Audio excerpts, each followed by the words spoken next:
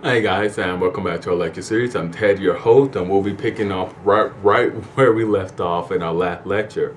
So, in our last lecture, we had just finished discussing the participation of African Americans in World War One, and right around the time that things were going downhill in Europe, setting the sort of background for World War One, another event was unfolding in the United States. One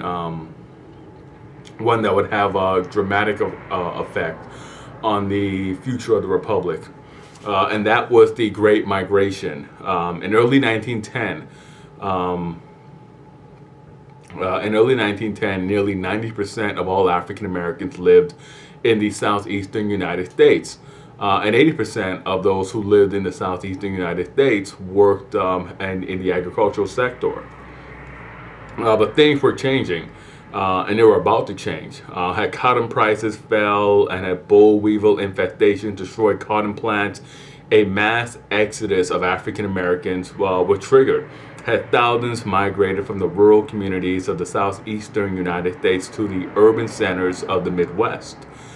Um, they also came to the Great Lakes and northeastern states, and with war raging in Europe, and later eugenics-based immigration restrictions banning cheap labor. It sort of opened the door for an unprecedented economic opportunity for African Americans. Industrialists who had raised wages to attract new workers due to labor shortages and work demands placed on meeting defense needs saw African Americans had the perfect replacement, and with one of the greatest draws for African Americans to venture out of their rural communities and join urban centers. The racial prejudice, for one, was less stringently applied outside of the southeastern United States. Jim Crow segregation was in effect in African Americans outside of the Southeast. While they were subject to Jim Crow, they had access to the ballot. Their children could attend better schools, and there was less communal violence directed towards them. And there were actual repercussions for people who committed these violent acts. Um, in the 1910s, cities like Chicago saw their African American population triple by 1920. And really, to stem the loss of their access to this free labor, landowners employed the newly revived Ku Klux Klan to stop migrants from leaving using violence and intimidation. They also banned advertisements promoting migration. Prospective migrants were even jailed on occasion. Now, all of these deterrents failed as agriculture slowed down. The allure of better paying jobs was just too great. Using what became known as the Chicken Bone Express, African Americans flooded into cities like Detroit, where the African American population went from a little over 5,000 to over 100,000. And in New York City, the African American population swelled to over 300,000. The dramatic accelerated growth of the African American community in these cities set off the hostilities and the fears of the European American population. During the war and the post-war years, a fierce rivalry erupted between the two groups as they vied for jobs and housing.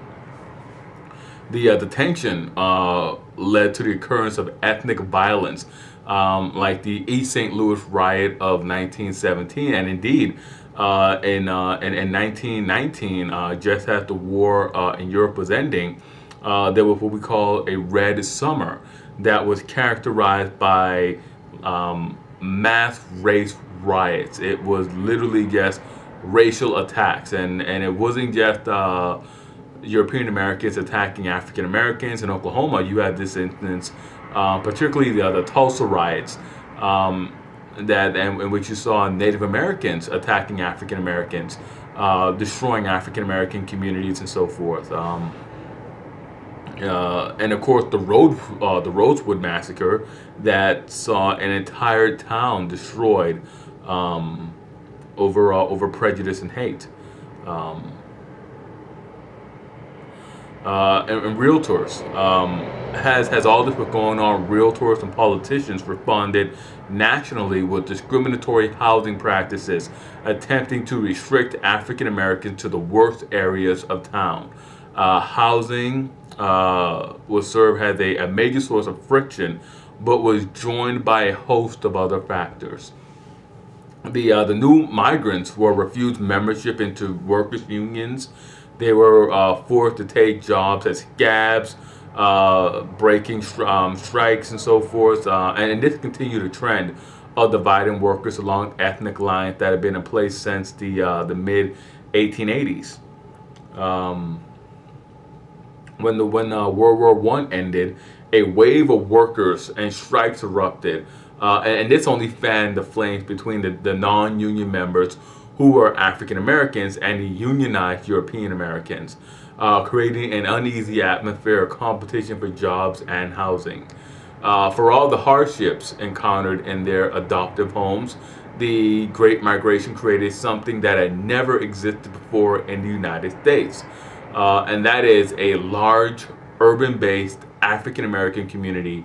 Um, and then these new communities, these new urban-based communities, lived as their ancestors never had, and that is free of ignorance and oppression. This resulted in the remarkable flowering of a liberated community and a political and artistic expression. This new ascendancy will be characterized by the new Negro, who defiantly resisted the old stereotype of African Americans and celebrated cultural achievements made by African Americans. Now, the African American community after World War One sought to capitalize on this new upswing in national prestige. They also sought to capitalize on the war promise of making the world safe for democracy. Now, unlike previous great wars, the United States did not change really much after World War One. And then this was really a disappointment to the African Americans, who expected at least some sort of democratic thrust to be made on their behalf. But they were sorely disappointed on that front.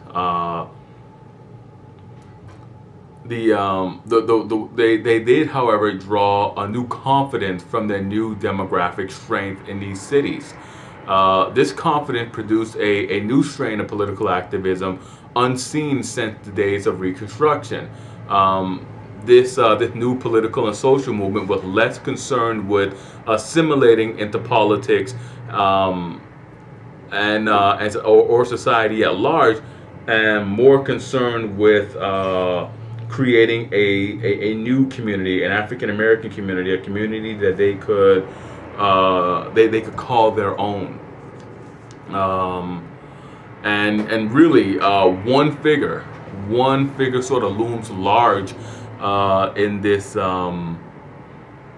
in viewing the rise of this new Negro, and that was Marcus Garvey. And Garvey himself was born in rural Jamaica in 1887.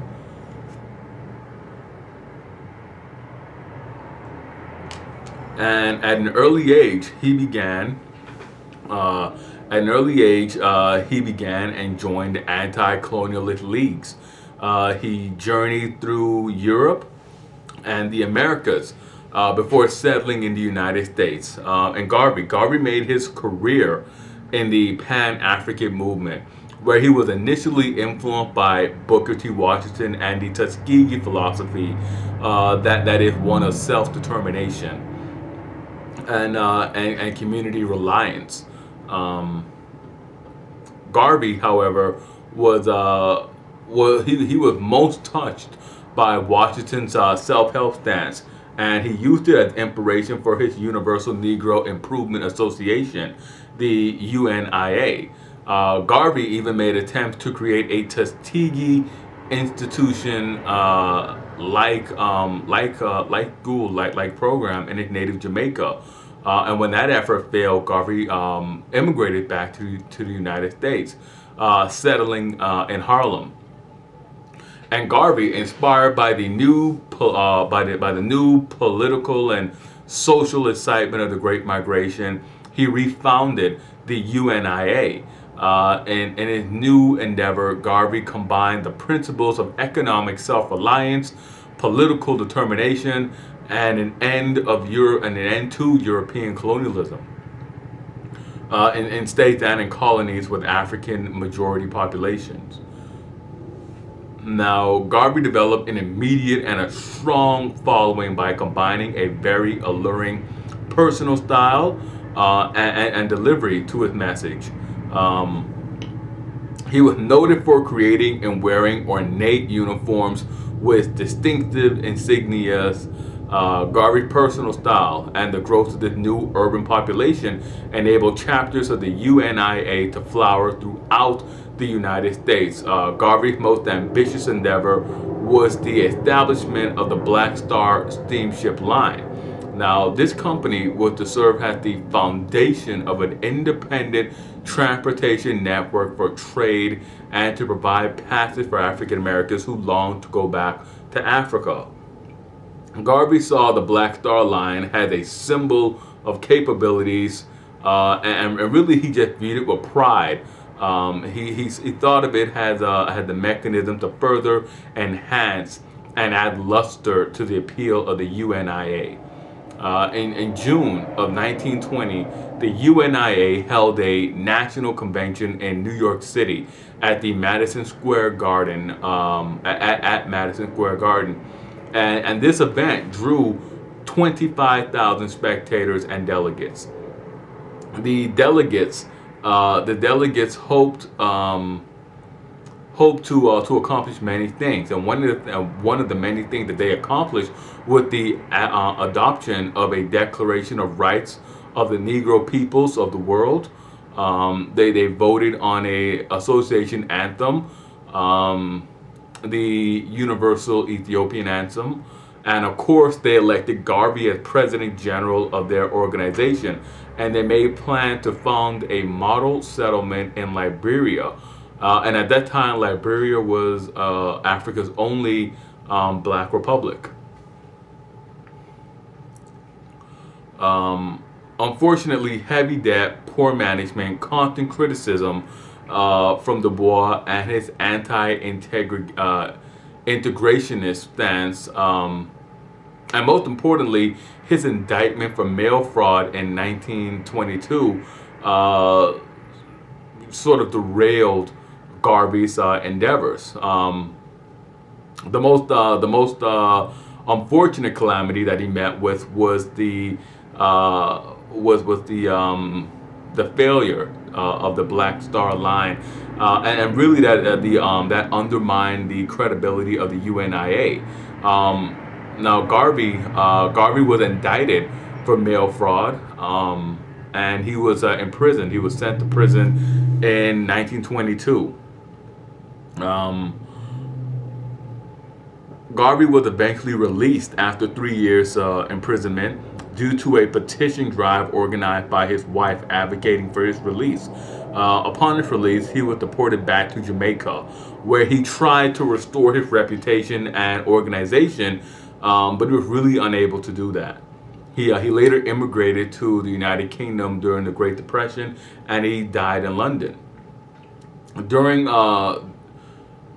Garvey's lifetime, and even afterwards, he survives to others, and his legacy lives on. The UNIA is still alive and still sports a handful of chapters still in existence. Garvey remains a pivotal figure in African American social and political thinking. His strident pursuit of African American fiscal independence and self-reliance in opposition to those pursuing and expand his opposition his opposition to Jim Crow. Sorry, I lost my train of thought for a moment there. His opposition to Jim Crow and his pursuit of civil rights for African Americans, and really just seeing social integration uh, will play a large role in the shaping of the philosophies of the Nation of Islam, the Black Panthers, and Garvey would also play a major role in shaping the understanding and the development of Huey Newton and Malcolm X. Now, the Great Migration had created a large pool of urban African Americans who initiated a movement that witnessed an explosion of creativity. Rural African Americans from Mississippi, from really the Mississippi Delta region, brought blues music, and blues music is a composite of West African rhythms, old slave field hollers, and the new style gospel, which had emerged at the end of the 20th century. Now, the blues spread to cities like Chicago and were becoming widely known and widely appreciated in cities like St. Louis. From the crescent city of New Orleans, the blues influenced a musical style called jazz locally. Now, while jazz and the blues are quite similar, there is a subtle difference between the two. The blues is characterized by the use of simple three-line stanzas in which a call and response pattern is used for the first three lines. Jazz, in contrast, while definitely using the blues as a building block, allows for the interweaving, the improvisation of contrasting elements. By 1920, the city of Chicago had actually displaced New Orleans as the capital of jazz music in the United States. Further east, the city of New York, which was then known as the Big Apple, was developing into the center of African American culture. New York City, in addition to being known as the Big Apple, was gaining the nickname the Negro capital of the world. Back then, nobody said African Americans. They all said Negro. That was the term used to designate all persons of African descent. More specifically, getting back to New York City, specifically Harlem, the Harlem district of New York City survived and became a nurturing environment for the emerging vibrant community in the United States. There's this cultural center, the cultural epoch for African Americans. The result was the Harlem Renaissance, and the Harlem Renaissance impacted dance, music, theater, the visual arts, and literature.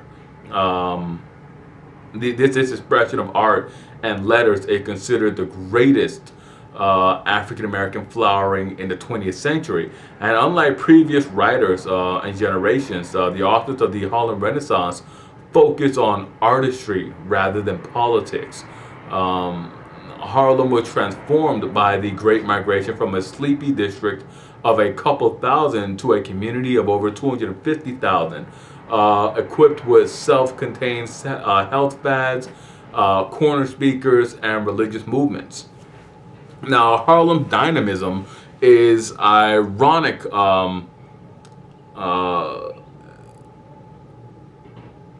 Is ironic because it brought European Americans who were eager to enjoy the hospitality of Harlem in racially segregated nightclubs.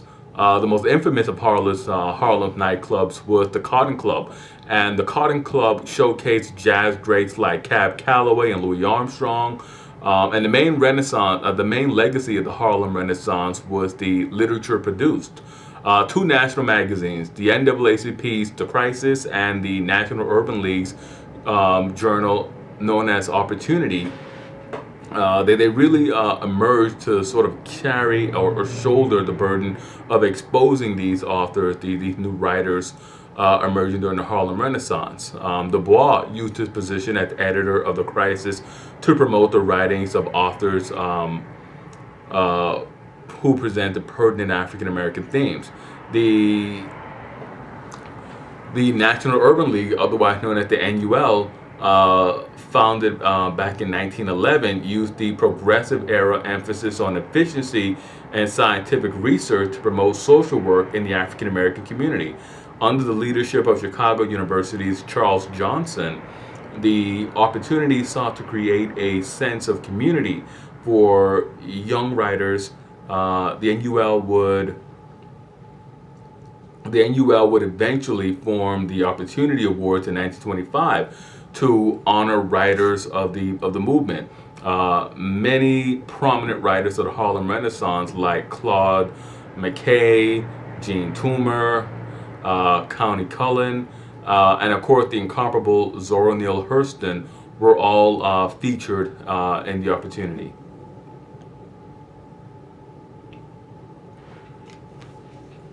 Now, Claude McKay. Claude McKay was born in Jamaica in 1889, and he moved to the United States in 1912.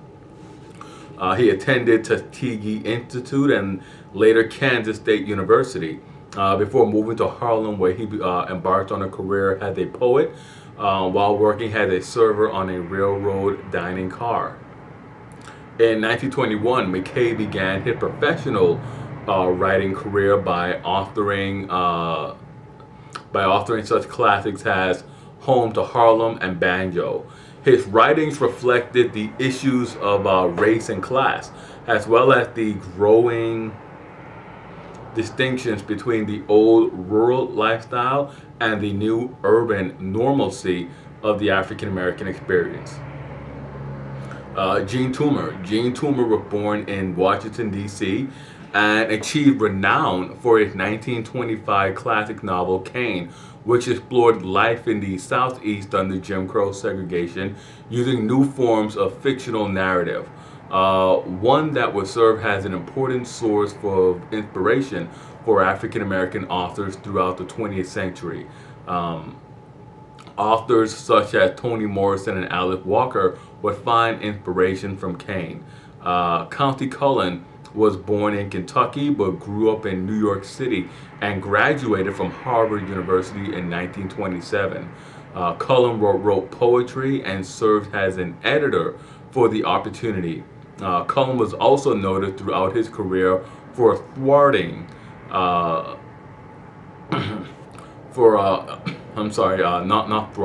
intertwining jazz and blues into his prose. And of course, Zora Neale Hurston. Zora Neale Hurston was born in Alabama in 1891, and she was raised in rural Florida and attended Howard University. Hurston was an anthropologist. Light is sort of glaring inside here. But she was an anthropologist and a novelist who moved to Harlem in 1925. She pioneered the studies into black folklore. Her best known works are the novels Their Eyes Were Watching God, published back in 1938. And the novel tells the story of an African American woman from the rural Southeast under Jim Crow, highlighting her loves and her everyday existence. Now, while there were a number of truly great and well-renowned literary figures during this period, one really looms above them all, and really when examining the Harlem Renaissance, one figure really looms large above everybody else, and that was Langston Hughes.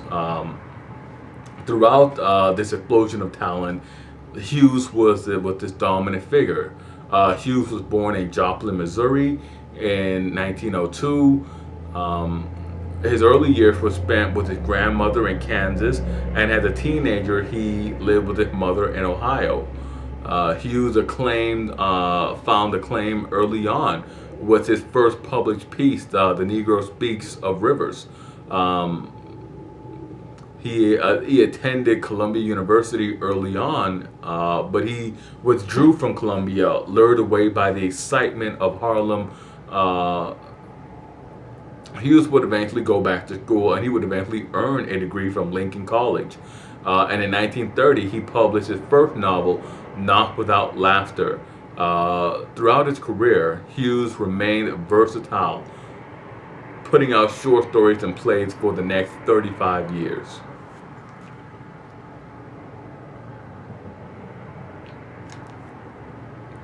Now, the Harlem Renaissance was also a great flowering for the visual arts as well as for the letters. Artists such as Augusta Savage and Aaron Douglas found national prominence. Savage was born in 1892.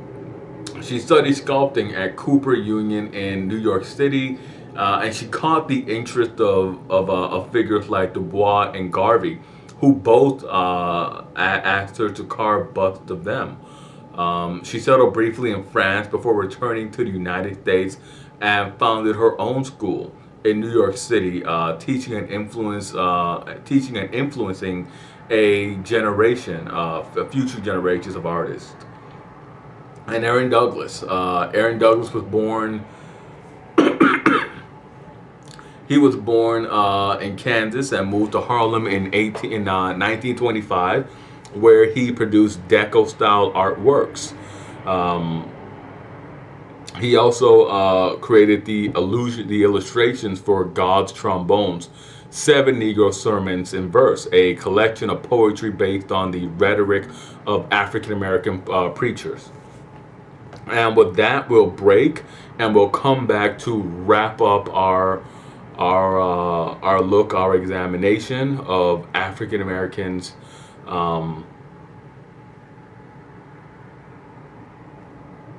No, we won't break. Sorry. We'll continue on. We won't break. The Harlem Renaissance was short-lived. It was a creature born of a particular time and a particular set of circumstances. Tragically, for all the excitement that was generated and the amount of scholarly interest generated since the main players of since then. The main players of the Harlem Renaissance were quite tragically divorced from the needs and aspirations of the African American community at large. They were unable to find a corresponding audience in the African American community and were thus relegated to depending on wealthy European American patrons. When the economy spiraled in 1929, many of the most prominent artists and figures of the Harlem Renaissance lost their support base. Equally tragic is the fact that it would take the post-World War II and the Civil Rights Movement activists to restore interest in the literacy and artistic bodies of these incredible artists. Now, the economic boom of the 1920s did not impact the African American community. The rural and agrarian communities, half was stated, were left out of the bonanza, and 90% of the African American community lived in rural communities and were relegated to the agricultural sector of the economy. As late as the 1930s, the majority of the African American community lived in rural southeastern states. They were both they were a few of them were landowners, but they were mostly sharecroppers, tenant farmers. They were hit disproportionately hard by the economic downturn. Things were just as bad for the African Americans in urban settings. They were still relegated to the lowest paying jobs, and they were segregated into the less desirable areas of the cities that they inhabited. Unemployment rates remained near constant highs for the African Americans throughout the 1920s and into the 1930s. There really wasn't any sort of change over there in terms of unemployment. The Depression hit the African American community with double force. They were often the first to be fired or to have their wages cut. By 1932, half of the urban-based African American population was out of work. Across the Southeast, angry Dixiecrats, frustrated by the sudden and desperate condition in which they found themselves, began to increase lynchings in the 1930s. The violence, or rather an episode in which mass in which mass violence was prevented, came to polarize the republic in the middle of the Depression. And this event was the Scottsboro Trial on the 25th of March, 1931. A freight train pulled into a station with in a little Arkansas town known as Scottsboro. And now Scottsboro was the train that pulled into Scottsboro was like many other trains during the Depression.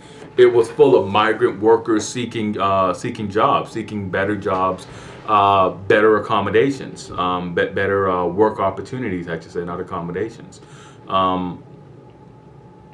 A fist fight broke out between the migrants along ethnic lines, and had the sheriff and his deputies arrive to arrest the culprits. Two white women came forward and accused 9 African American males of sexual assault. Sexual assault or rape was and still is really the worst crime an African American male can be accused of. It harkened back to the earliest racially motivated arguments, attesting to the need to use violence against male slaves and to keep African Americans half slaves, to keep them held down and enchained. It harkened back to those vile rumors of the dangerous and wild Negro who needed to be policed at all times. Otherwise, he was savage and despoil white womanhood. Now, slavery, redemption, and Jim Crow were all spurred out of the desire to protect the purity and the chastity of Southern womanhood from African American males. And the night that night in Scottsboro really seemed ripe for multiple lynchings. But the sheriff, remarkably, the sheriff and his deputies held off a mob. The mob that gathered, and then they secured those men into the jail, and it was really an incredible feat that was really all too rare during Jim Crow. The trial for these men was a farce, though.